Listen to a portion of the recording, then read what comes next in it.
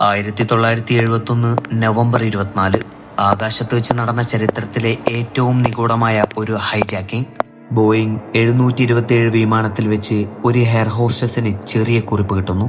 എന്റെ ബാഗിൽ ബോംബുണ്ട്, മിണ്ടാതെ ഞാൻ പറയുന്നത് കേൾക്കുക. പേര് ഡാൻ കൂപ്പർ. അയാൾ ആവശ്യപ്പെട്ടത് $2,00,000 4 പാരഷൂട്ടുകളും. വിമാനം താഴെ ഇറക്കി അയാൾ ആവശ്യപ്പെട്ടതെല്ലാം അധികൃതർ നൽകി. യാത്രക്കാരെ മുഴുവൻ അയാൾ സുരക്ഷിതമായി പുറത്തിറക്കി. പക്ഷേ കളി അവിടെ തീർന്നില്ല. യഥാർത്ഥ കളി തുടങ്ങാൻ പോകുന്നതേ ഉണ്ടായിരുന്നുള്ളൂ. വിമാനം വീണ്ടും പറന്നുയർന്നു.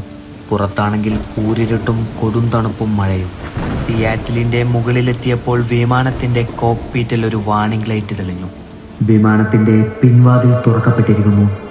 10,000 അടി ഉയരത്തിൽ നിന്ന് ആ കൊടും തണുപ്പിലേക്ക് 20 കിലോ സ്വർണ്ണ നാണയങ്ങൾക്ക് തുല്യമായ പണവുമായി അയാൾ താഴേക്ക് ചാടി. അതായിരുന്നു കൂപ്പർ. ആ രാത്രിക്ക് ശേഷം ഇന്ന് വരെ, നിങ്ങളിപ്പോൾ എൻ്റെ ശബ്ദം കേൾക്കുന്നത് വരെ, FBI പോലും അയാളെ കണ്ടെത്താൻ കഴിഞ്ഞിട്ടില്ല. അയാൾ ജീവനോടെ രക്ഷപ്പെട്ടോ അതോ ആ കാട്ടിൽ വീണ് മരിച്ചോ? വർഷങ്ങൾക്ക് ശേഷം ഒരു പുഴക്കരയിൽ നിന്ന് അയാൾ കൊണ്ടുപോയ പണത്തിന്റെ ചില ഭാഗങ്ങൾ കണ്ടെത്തി. പക്ഷേ കൂപ്പർ, അയാൾ ഒരു തുള്ളി രക്തം പോലും വീഴ്ത്താതെ ലോകത്തെ ഏറ്റവും വലിയ സുരക്ഷാ ഏജൻസികളെ മുഴുവൻ വിഡ്ഢികളാക്കി ആകാശത്ത് അലിഞ്ഞുപോയി. 55 വർഷങ്ങൾ കഴിഞ്ഞിട്ടും FBI ഫയലുകളിൽ ഈ കേസ് ഇന്നും ഒരു ചോദ്യചിഹ്നമാണ്.